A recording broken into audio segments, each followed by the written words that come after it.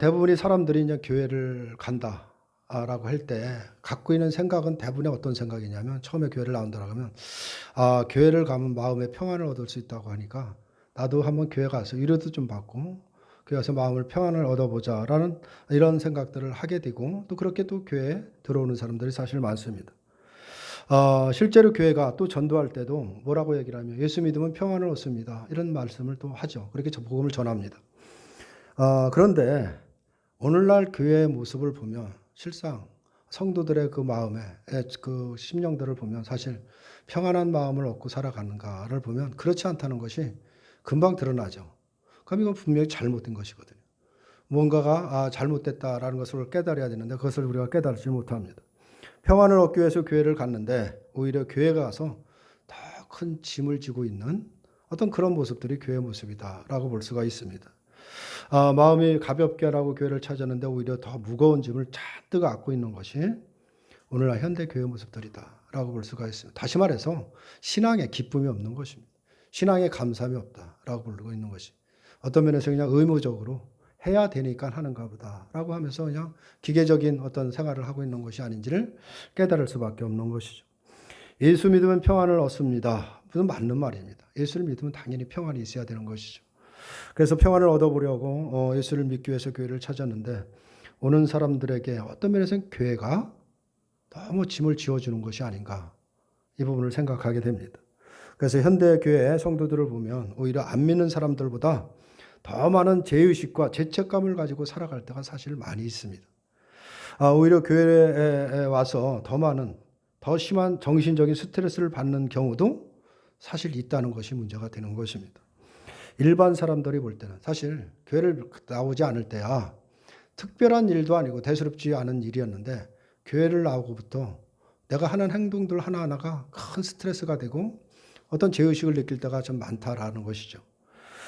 그래서 내가 이걸 해야 되느냐 말아야 되느냐 거기에 갈등이 있고 또 내가 그것을 해야 되는 것을 하지 못할 때 오는 어떤 죄의식 때문에 많이 시달리고 있는 것이 오늘날 교회 모습일 수가 있는 것입니다. 이런 부분들을 우리가 다시 한번 심각하게 생각을 해야 되는데 당연한 것처럼 우리가 너무나 생각을 하죠. 예를 들면 교회를 나오기 전에야 직장을 다닐 때 직장 동료들하고 내가 술은 먹지 않더라도 얼마든지 술자리에 가서 또 좋은 대화를 나누고 교제를 가질 수 있죠. 전혀 죄의식을 느끼지 못합니다. 그냥 그것이 내가 술을 안 먹고 그래도 그런 분위기 얼마든지 휩싸일 수 있어 가서 그런 분위기를 휩쓰고 자기가 많은 사람들 교제를 가질 수가 있는데 근데 이제 교회를 나오고부터 그냥 마지못해 동료들과 어떻게 술자리에 한번 참석을 하게 됐는데 이 교회 나오면 술자리 같은데 그런 자리에 가면 안 된다라는 말을 들었거든요. 그러다 보니까 아니 내가 이거 잘못하는 게 아닌가 이런 생각에 빠질 수밖에 없는 것입니다. 또 집안에 교회를 다니기 전에 믿지 않는 사람들은 조상들을 어떤 그 날짜가 되면 제사를 지내고 하죠. 근데 교회를 나왔는데 그 집안 식구들의 강요문에 의해서 어차피 이제 절을 한번 하게 됐는데 교회를 나오면 또 절을 해서는 안 되는데 내가 어떻게 마지못해 절을 한번 해놓고 이거 뭔가 잘못된 게 아닌가라는 죄의식에 많이 시달리는 것입니다. 그러므로서 내가 정말 교회를 계속 나가도 되는지 말해야 되는지 이런 생각을 많이 갖게 된다는 것이 물론 단적인 예지만 그 외에도 수많은 것들 때문에 죄의식을 느끼고 갈등을 느끼고 살아가는 경우가 사실 너무나 많다라는 것을 알 수가 있습니다. 사실 술, 담배 때문에 교회 못 오는 사람들이 얼마나 많은가 이 부분도 생각을 해야 되는 것입니다. 교회를 가면 술 먹지 말아야 되고 담배 피우지 말아야 된다라는 그런 것 때문에 교회에 들어오지 못하는 사람들이 많아요. 또 마지못해 이제 어떻게 교회 한번 왔는데 또 와서 이렇게 하다 보니까 아직도 이제 술, 담배라는 것을 끊지 못하죠. 하루아침에 끊는 것이 아니니까. 그러다 보니까 그것 때문에 늘 죄인 취급하고 내가 뭔가 잘못된 것처럼 생각하고 있는 그렇게 신앙생활 하는 사람들이 얼마나 많은가. 또 그것 때문에 아예 그냥 차라리 교회를 나가지 말자. 이런 생각을 갖고 교회를 안 나오는 사람들도 많이 있다는 사실을 우리가 생각해야 되는 것입니다. 예수님이 십자가에 죽으신 것이 술, 담배 먹고 피우지 말라고 죽으신 거냐라는 것이죠. 한번 우리가 깊이 생각해야 됩니다. 물론 우리가 교회 처음에 신앙생활하며 교회를 들어오면 사실 교회의 문화가 낯섭니다. 낯설 수밖에 없죠. 우리가 사용하는 단어, 언어 자체도 좀 거북스러운 게 있고 어떻게 보면 받아들이기 힘들 여러 가지 많은 언어들을 사용하는 그런 문화들이 있기 때문에 받아들이기 힘들고 낯선 것은 사실입니다. 그러나 교회 와서 하나하나 배워가게 되죠. 교리에 대해서도 배우고 신앙생활이 뭔가 그 차분차분히 배워서 사실은 또 내가 하기 싫어도 이렇게 해야 되니까 그렇게 하면서 배워가는 것입니다. 어린아이가 태어나서 어느 정도 성장해서 자기 주장을 하고 자기 사고를 펼칠 때까지는 부모의 도움을 받는 거거든요. 때로는 하기 싫어도 부모의 매를 맞아가면서도 그 자리에서 이렇게 성장해 가듯이 신앙생활도 마찬가지입니다. 그렇게 성장을 했으면 이제는 자기 주장과 자기 생각에 의해서 진정한 자기 삶의 기쁨을 위해 살아갈 때가 됐는데 그러지 못한다는 것이 문제가 되는 것입니다. 여전히 뭔가를 계속 짐을 지어주는 거예요. 이것은 이렇게 하면 안 된다. 이것은 이렇게 해야 된다. 라고 하면서 짐을 지어주다 보니까 교회에 나와서 신앙생활하는 것이 기쁨이 없는 것입니다. 그냥 짐이 지어지고 마지 못해 간다라는 것인데 이 부분은 우리가 깊이 생각해야 됩니다. 그런 건 이런 모습이 옛날에 이스라엘의 모습 또 유대인들의 어떤 그 모습과 다르지 않다는 것도 우리가 깨달아야 된다는 것을 우리가 생각해야 됩니다. 이스라엘은 하나님의 백성이라는 선민 의식을 갖고 있죠. 이스라엘 백성들은 다 나는 택한 백성이라는 의식을 갖고 있습니다. 이것이 잘못됐다라고 할 수는 없는 것입니다. 선민 의식을 갖는 것이 잘못된 건 아니죠. 왜냐하면 오늘날 성도들에게도 하나님이 택한 백성이라고 하는 나는 성도라고 하는 그런 의식을 갖고 살아가기 때문에 그런 것입니다. 그러므로 이스라엘의 선민의식은 결코 잘못된 것이라고 우리가 규정할 수는 없는 것입니다. 그런데 이스라엘의 잘못됨이 뭐냐면 선민의식을 가졌다는 것이 잘못된 것이 아니라 스스로 하나님의 선민이라고 그렇게 주장을 하면서도 선민으로 살아가지 않는 것에 있는 것입니다. 이 부분이 잘못됐다라는 것이죠. 이것은 오늘날 하나님의 백성된 성도가 자신을 하나님의 백성이라고 말하면서도 하나님의 백성으로 살아가지 않는 데 문제가 있는 것과 사실 같은 것입니다. 하나님이 이스라엘을 택하여 선민이 되게 하신 것은 그들이 안식일을 철저히 지키고 안식일날 일하지 않고 안식일을 철저히 지키고 성전이나 회당에 모여 예배를 철저히 지키게 하기 위해서 그들을 택한 것이 아닌 것입니다. 하나님은 오직 하나님의 뜻을 세상에 나타나시고 실현하시기 위해서 이스라엘을 백성들을 택했다라고 볼 수가 있죠. 그렇다면 과연 이스라엘이 안식일을 지키고 제사를 드리는 것이 그것이 하나님의 뜻을 실현하는 것이라고 볼 수 있느냐라는 것이죠.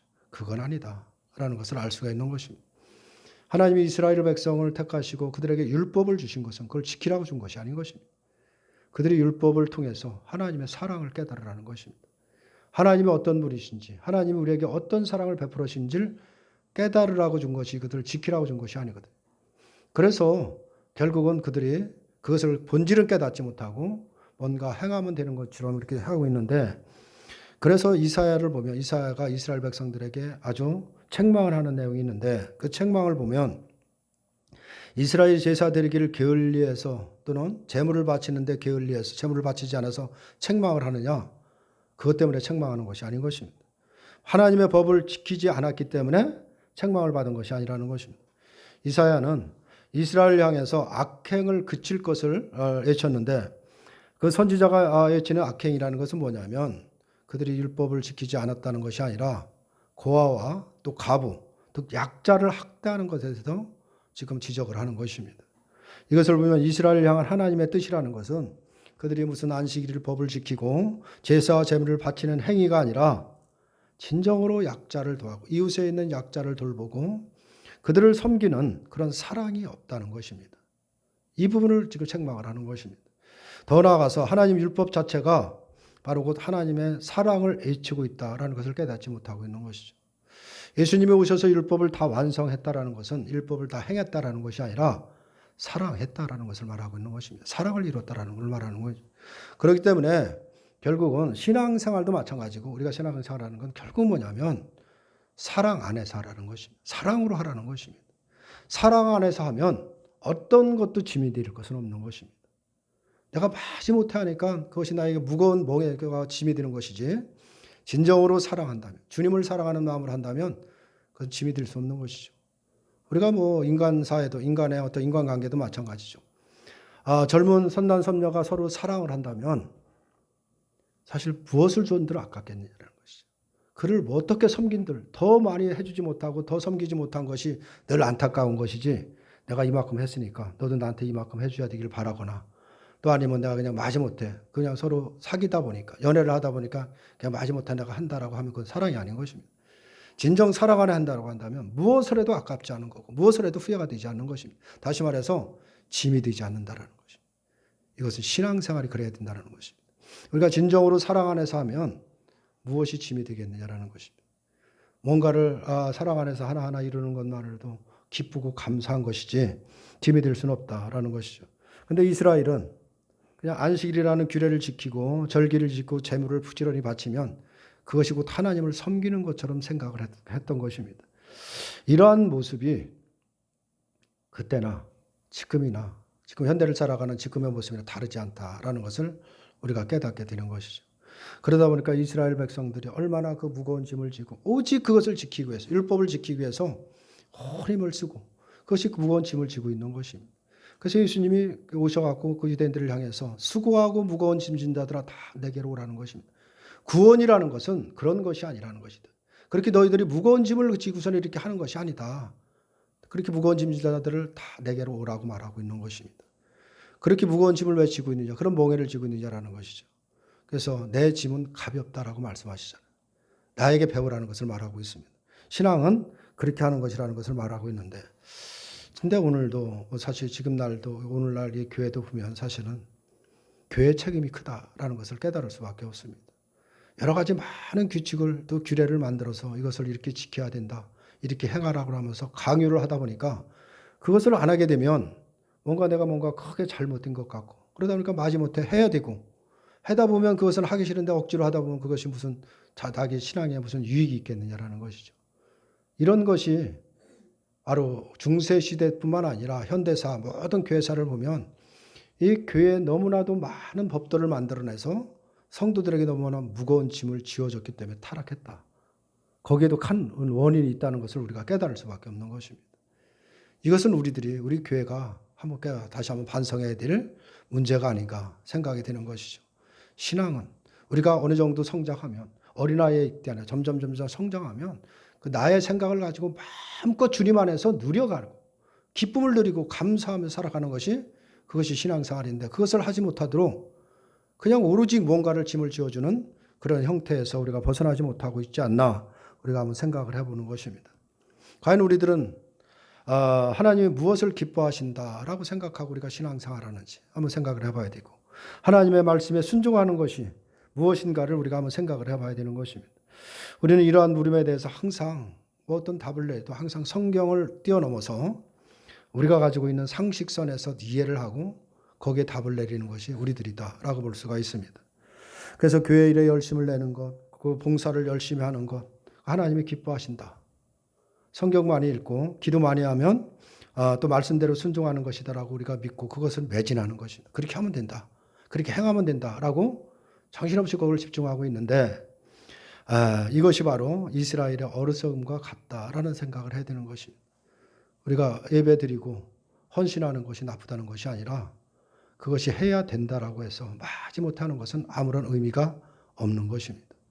그것을 하더라도 사랑 안에서 하라는 것이 주님을 사랑하는 마음으로 내가 정말 주님을 사랑하기 때문에 주님의 말씀을 사랑해서 우리가 예배를 드리고 말씀을 보고 더 말씀을 깨닫기 위해서 주님의 말씀을 놓고 주님 앞에 기도하는 것이지 우리가 뭔가를 얻어내기 위해서 또 해야 된다라고 하면 그건 종교생활에 불과한 것입니다.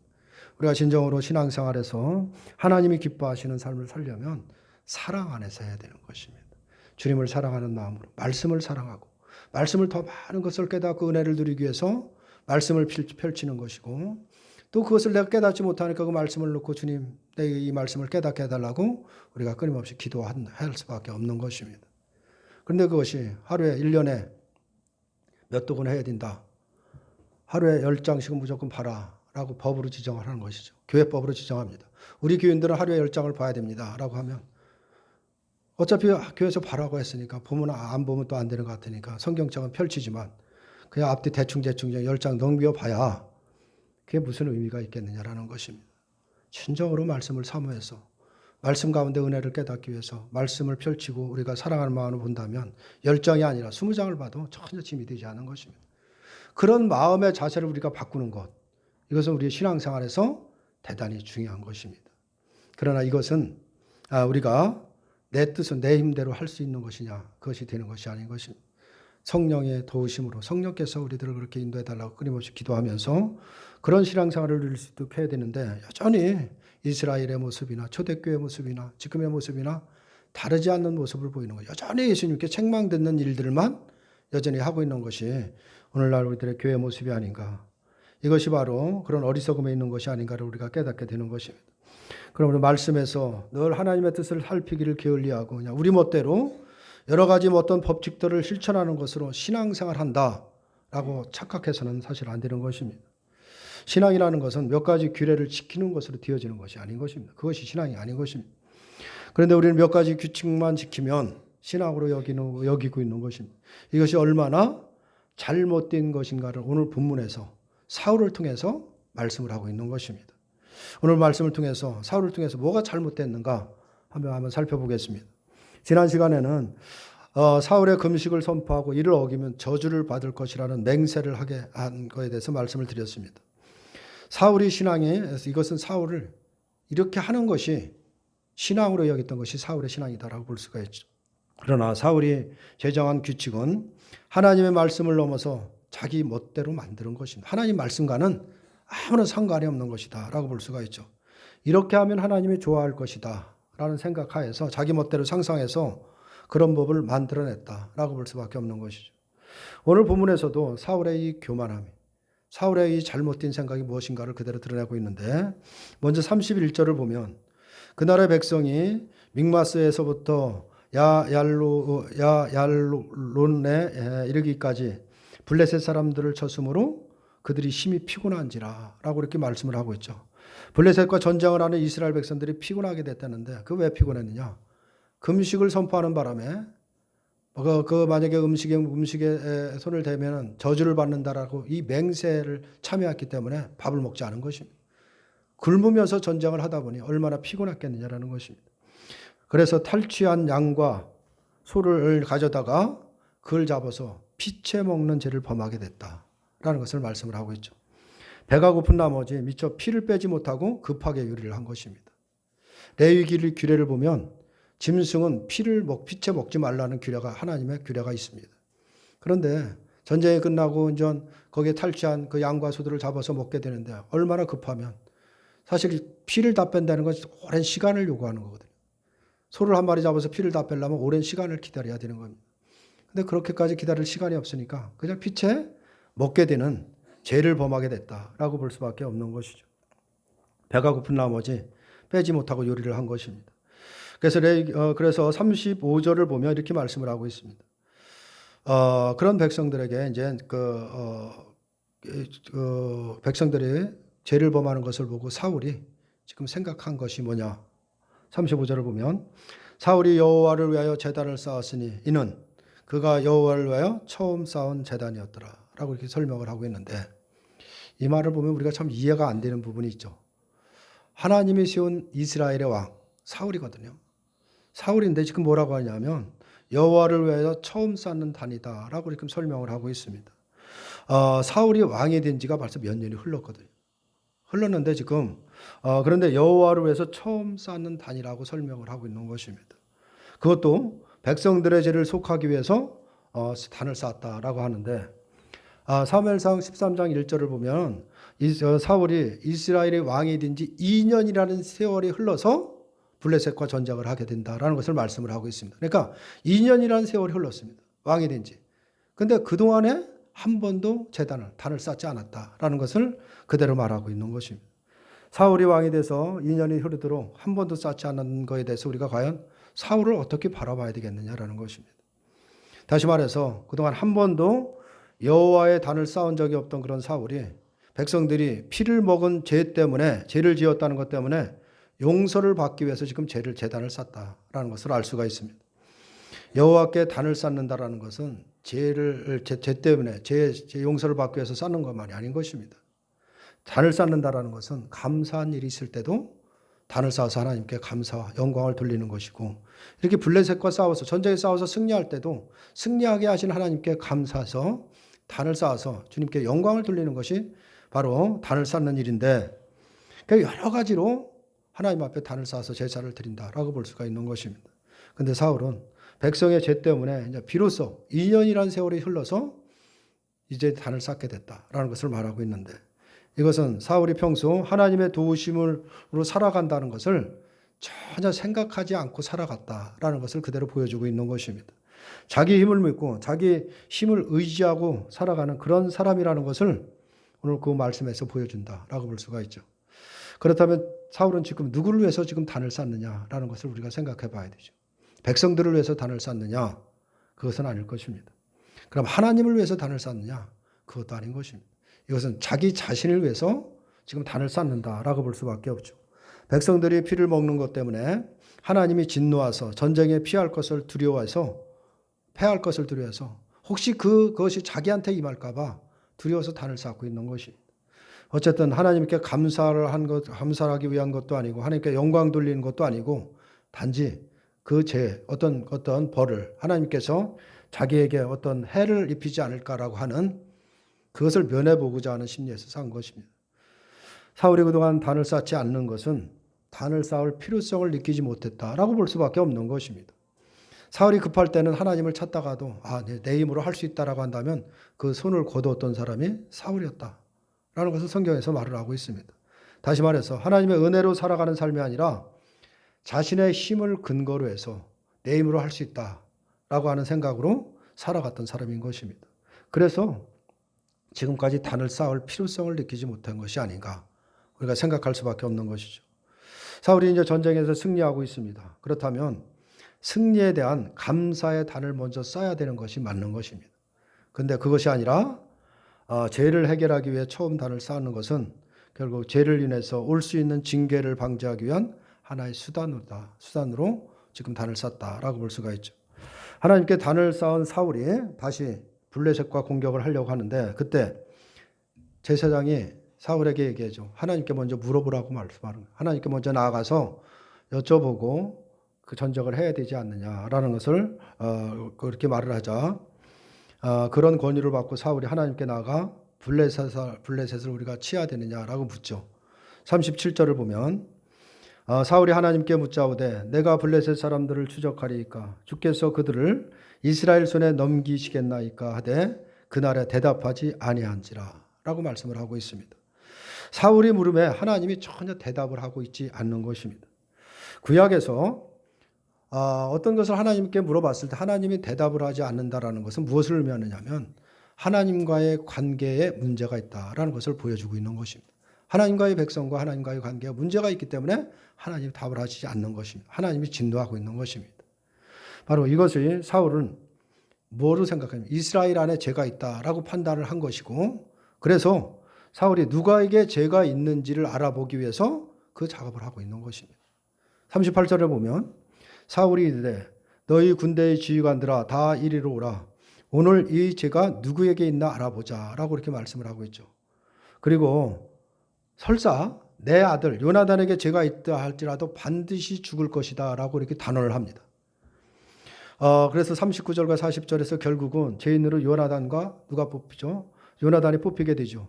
그리고 요나단이 사울에게 이제 꿀을 먹었다는 사실을 고백을 하게 됩니다. 그리고 사울이 요나단의 행위에 대해서 44절에서 이렇게 말을 합니다. 사울이 이르되 요나단아 내가 반드시 죽으리라. 그렇지 않으면 하나님이 내게 벌을 내리시고 또 내리시기를 원하노라 라고 이렇게 말을 하고 있는 것입니다. 네가 죄를 지었으니까 너는 반드시 죽어야 된다는 것입니다. 만약에 네가 죽지 않으면 대신 화가 나에게 온다. 그 말이거든요. 근데 이 요나단이 누구냐? 사울의 아들입니다. 지금 아들에게 하는 얘기가 뭐냐면 내 대신 죽으라는 것을 말하고 있는 것이거든요. 과연 이게 사울 왕으로서 과연 해야 되는 말을 선언해야 될 말인가를 한번 우리가 생각해 보게 되는 것이죠. 이처럼 사울은 요나단의 행위를 죽어서 마땅하다라고 규정을 하고 요나단의 행위를 죽어 마땅한 것으로 지금 생각을 하는 것인데 과연 요나단의 행위가 죽어 마땅한 행위냐라는 것이죠. 사울은 요나단이 하나님 앞에서 죄를 지은 것으로 그렇게 규정을 하고 단정을 합니다. 이유는 뭐냐? 자신이 선포한 금식에 대해 순종하지 아니했다라는 이유가 되는 것입니다. 그리고 요나단의 행위 때문에 하나님이 진노하시고 자신의 물음에 대해서 응답하시지 않은 것이다 라고 이렇게 생각을 했다라고 볼 수가 있는데 하지만 요나단은 분명히 하나님의 규례를 범한 적이 없습니다. 이 부분을 생각을 해야 되는 것이죠. 다만 사울이 세운 법을 이행하지 않을 뿐이지 하나님의 법을 어긴 적이 없습니다.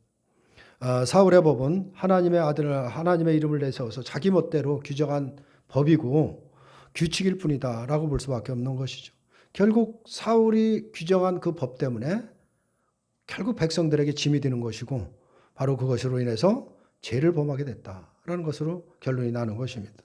다만 사울 자신이 신앙으로 내세우고 과시하는 것에 지나지 않는 것입니다. 우리에게 있어야 될 삶의 규칙, 그것은 오직 하나님의 말씀밖에 없는 것입니다. 말씀 외에는 우리하고는 아무런 상관이 없다. 이 부분을 우리가 생각해야 되는 것입니다. 그리고 사람이 세운 규정이나 규칙은 어떤 것이든 하나님과는 아무런 상관이 없는 것입니다. 사실상 이 교회가 만들어낸 모든 법들도 하나님의 말씀과는, 말씀이 아닌 것은 성경을 비추어서 성경이 적용되지 않는 것은 아무런 상관이 없다라고 볼 수밖에 없는 거예요. 개인의 욕망으로, 개인의 욕심으로 자기 사람을 많이 만들기 위해서 만들어낸 어떤 법이라는 것은 아무런 의미가, 하나님과는 아무런 관계가 없다라는 사실을 우리가 생각해야 되는 것입니다. 그래서 만약 하나님의 법보다도 사람의 세운 규정과 규칙을 세워서 또 그것을 또 두려워한다라고 한다면 그것이야말로 하나님 앞에 악이 된다는 사실도 우리가 기억해야 됩니다. 다시 말하지만 성도에게는 성경만이 유일한 법칙이고 규칙이다. 이 부분을 그 이외에는 우리가 지켜야 될 것은 사실 없는 것입니다. 성경을 통해서 하나님의 뜻을 깨달아가는 것이고 그 뜻에 복종하는 것이 신앙인 것입니다. 그래서 늘 성경을 우리의 말씀에 비춰서 내가 말씀에 벗어난 것이 무엇인가를 늘 우리가 비춰봐야 되는 이유가 거기에 있는 것입니다. 따라 성경을 넘어서 사람의 또 다른 규칙과 규정을 만들어 요구할 수는 없는 것입니다. 성경에서 언급하지 않는 것을 제멋대로 만들어서 하나님을 내세워서 요구한다면 그것이 성경을 넘어서는 것이다. 이 부분을 생각해야 됩니다. 우리가 염두에 둘 것은 오히려 인간이 세운 법적인 문제들이 우리들을 의롭게 하고 내가 어떤 의로운 것처럼 여기게 하고 타인들에 대해서 죄인 취급해버리는 오류를 범할 수 있다는 것입니다. 교회에서도 마찬가지인 것입니다. 교회 법을 따라서 나는 지켰는데 너는 왜 안 지키느냐는 것이죠. 나는 했는데 너는 왜 안 했느냐. 늘 내가 한 행위로 인해서 그것이 잣대가 돼서 남을 지적하게 된다. 이 부분을 생각해야 되는 것입니다. 진정으로 우리가 사랑하냐 하면 내가 행한 행위라는 것은 전혀 아무런 의의가 되지 못한다는 걸 깨닫고 오히려 내가 했다는 것이 부끄러울 수밖에 없는 것입니다. 근데 우리는 늘 내가 했다는 것, 그것을 늘 내세워서 남을 정죄하기를 좋아하는 것인데 이것은 우리가 다시 한번 깊이 생각해야 되는 것입니다. 오늘 사울과도 다르지 않다라는 사실을 우리가 생각해야 되는 것입니다.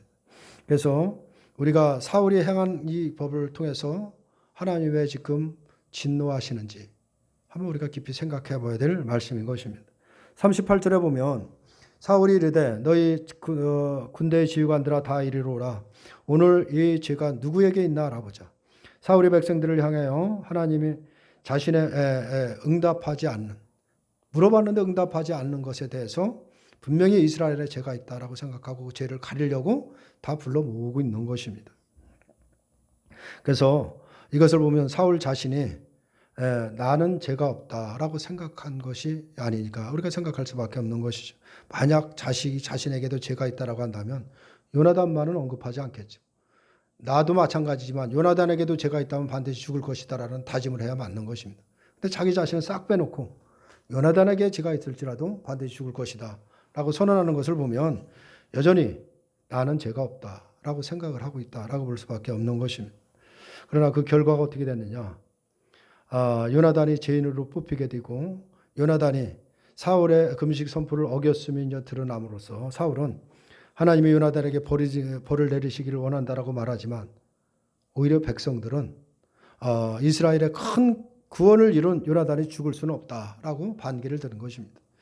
다시 말해서 요나단에게는 죄가 없다는 것이죠. 요나단은 하나님과 동행한 사람이기 때문에 그의 머리털 하나도 떨어지지 않을 것이라는 맹세를 한다라고 볼 수가 있습니다. 그렇다면 결국 누구에게 죄가 있느냐라는 것이죠. 사울과 요나단이 뽑혔는데 요나단이 죄가 없다면 결국은 사울에게 죄가 있다라는 것이 드러난 것입니다. 하나님은 이 사울에 대해서 지금 화를 내고 있다라는 사실을 사울 자신이 깨닫지를 못하고 있는 것입니다. 하나님은 백성들의 입을 통해서 요나단의 죄 있는 자가 아니라 바로 자의적인 명령어를 내려서 이스라엘로 하여금 하나님의 법을 어기게 한 사울을 죄가 있는 자로 규정을 하고 있는 것입니다. 백성들이 고기를 피채 먹은 것은 금식으로 인해서 배가 고픈 상태에서 미처 하나님의 법을 생각하지 못하게 만들었기 때문에 결국 사울로 인해서 죄를 짓게 됐다라는 것을 말하고 있는 것입니다. 결국은 원인은 누구에 있느냐? 사울에가 있다. 쓸데없는 그것을 하나님을 빙자해서 법을 만들어서 선포함으로 맹세하게 함으로 인해서 죄를 지게 했다라는 것을 말하고 있는데, 이런 하나님은 이러한 사울에게 지금 화를 내고 있는 것입니다. 사울은 누구에게 죄가 있는가 알아보려고 했지만 정작 자신에게 죄가 있다는 것이 결국 몰랐다라는 것을 알 수가 있죠. 이것이 바로 오늘 우리들이 깊이 생각해야 될 문제인 것입니다. 우리들이 놓치는 것이 바로 이런 문제다라는 사실을 우리가 기억해야 됩니다. 내 스스로 법을 만들고 세워서 그 법을 실천할 때 그것이 마치 신앙인 것으로 여기는 것이 바로 우리들의 모습이 아니냐라는 것입니다. 그것을 이루면 나는 어떤 하나님의 백성으로 합당한 것처럼 생각하고 살아가는 것입니다. 사람이 세운 법을 준수함으로써 그것을 신앙으로 착각을 하는데 그것은 아닌 것입니다. 사람의 법을 아무리 우리가 지키고 살아간다 해도 그건 신앙과는 아무리 상관이 없는 것입니다. 그것이 곧 죄를 조장하는 것인 것입니다. 그리고 하나님은 이러한 것에 화를 내신다는 것을 알아야 되는 것입니다. 하나님의 말씀은 우리에게 짐이 되지도 않고 우리를 괴롭히지도 않는 것입니다. 그것이 하나님의 법인 것입니다. 하나님의 법은 사랑인 것입니다. 절대적으로 우리에게 짐을 주어지지 않는다라는 사실을 우리가 깨달아야 되는 것입니다. 오히려 하나님의 법을 넘어서 인간이 멋대로 만들어내고 해석하고 규정하고 규칙하는 모든 것들이 사람들에게 짐으로 다가온다는 것을 알아야 되는 것입니다. 우리들이 바라봐야 될 것, 그건 다른 것이 아니라 오직 하나님의 말씀을 바라봐야 되는 것이지 그 외에 것을 바라볼 이유가 없는 것입니다. 말씀에 자신을 비추며 살아가면 되는 것입니다. 사람이 만들어 규정한 법에는 어떤 것에도 우리가 매일 필요가 없다라는 사실을 기억해야 됩니다. 또한 사람의 법을 기준으로 해서 자신의 신앙을 점검할 필요도 없는 것입니다. 그것이 하나님의 말씀을 넘어서 불의를 행하는 것이라는 것을 기억해야 됩니다. 바로 우리의 믿음과 삶에 있어서 유일한 규칙은 하나님의 말씀이라는 것을 다시 한번 우리가 새겨야 되는 것입니다. 당연한 말씀이면서도 이상하게 성도들은 하나님의 말씀보다는 사람의 말에 늘 더 귀를 기울이게 되는 것입니다. 누가 무엇을 말을 해도 늘 말씀을 기준해서 그것이 참된 말인 것일까 점검하고 판단해야 되는데도 불구하고 성경을 비추어서 바라보는 것이 아니라 내가 듣기에 좋은 말이면 그냥 받아들이는 것이고 내가 듣기에 좋은 것은 늘 거부하고 살아가는 것이 우리들의 어떤 습성이 아닌가를 깨닫게 되는 것입니다. 늘 성경을 넘어서 다른 것을 덧붙이는 그런 악한 행위에 늘 우리가 마음을 쏠리고 살아가는 것이 아닌가를 생각해야 됩니다. 우리는 더 나은 신앙이 되기 위해서 하나님이 우리에게 요구하신 것 어떤 것도 없는 것입니다. 우리에게 요구하는 것, 우리 어떤 신앙을 위해서 요구하는 것은 사실 없는 것입니다. 하나님의 어떤 요구, 우리에게 지켜야 될 말씀보다 우리는 뭔가를 더 만들어서 더 하려고 하는 이런 우리의 어떤 열정이라고 할지 어리석음이라고 할지 이런 것들이 우리들에게 있는 것입니다. 그러다 보니까 유대인들이 말도 안 되는 하나님이 준 그 율법보다도 수백 가지의 더 규칙을 만들어서 이것을 행해야 된다 저것을 행해야 된다라고 하면서 거기에 매여 있어서 그렇게 살아온 모습과 우리들의 모습이 다르지 않는가를 생각해야 되는 것입니다. 성도는 하나님의 말씀 그대로가 족한 것입니다. 말씀에 계시된 그리스도로 우리는 부족한 것이 없는 것입니다. 그 안에 있으면 모든 것이 족한 것입니다. 이것이 바로 우리가 사울과 같지 않는 다른 길을 가는 길이다라는 것을 우리가 생각해야 됩니다. 그렇기 때문에 성경에 없는 것을 바로 하나님과는 아무런 상관이 없는 것입니다. 그러니 성경에 없는 것을 마음대로 만들어내서 교회를 찾는 사람들에게 짐을 지어줘서는 안 된다. 이 부분을 생각해야 됩니다. 오히려 그것이 성도로 하여금 죄를 짓게 만드는 결과가 된다는 사실을 우리가 생각해야 되는 것입니다. 오늘 사울만 봐도 그런 것이죠. 사울의 금식을 선포한 것 때문에 그 배고픔을 이기지 못해서 죄를 범하게 되는 그런 결과를 초래한 것입니다. 교회가 법을 만들고 그 법을 하나님의 법이다 하면서 지키라고 요구하게 되면 성도들은 하나님을 바라보지 않는 것입니다. 결국 무엇을 바라보냐? 하나님을 바라보고 말씀을 바라보는 것이 아니라 그 법만 바라보고 있는 것입니다. 그것을 행해야 되고 그걸 지켜야 된다는 생각만 하고 있는 것입니다. 유대인들이 조상들의 유전을 지켜온 것과 다르지 않다. 이 부분을 우리가 생각해야 되는 것입니다. 그리고 은혜 아래에 있는 성도로 하여금 죄의식을 가지게 함으로 인해서 우리에게 모든 죄를 짊어지시고 죽으신 주님의 그 십자가의 은혜를 망각하게 된다. 이 부분을 우리가 생각해야 되는 것입니다. 이것이 결국은 악인 것입니다. 평안이라는 것은 이 땅에 없는 것입니다. 진정한 평안은 주님 안에 있는 것입니다. 주님께로 가면, 주님 안에 있으면 말할 수 없는 평안을 우리가 누릴 수 있는 것입니다. 그 안에 자유함이 있는 것입니다. 내 멋대로 살으라는 것이 아니라 정말 주님의 사랑 안에서 정말 그 주님이 내게 베푸신 그 은혜와 사랑을 깨닫고 그것을 우리 땅에서 실천하며 나갈 때 또 그 정신으로 우리가 이웃을 연약한 자들을 섬기며 낮은 자세로 겸손하게 섬겨갈 때 그 사랑이 증거된다는 사실을 우리가 기억해야 되는 것입니다. 그래서 예수님은 그 무거운 유대인들의 그 무거운 짐을 지고 있는 그들에게 율법을 지키고 조상들의 유전을 지키는 것이 얼마나 힘들겠느냐라는 것이죠. 그것을 예수님은 무거운 짐이라고 말씀하시는 것입니다. 그 무거운 짐진 자들아 다 내게로 오라는 것입니다.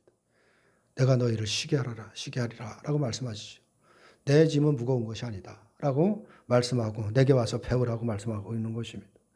이것이 바로 우리가 누릴 수 있는 안식이고 평안이고 행복이라는 것을 말씀을 하고 있는 것입니다. 우리가 신앙생활하면서 이 은혜를 마음껏 누리시기를 바랍니다.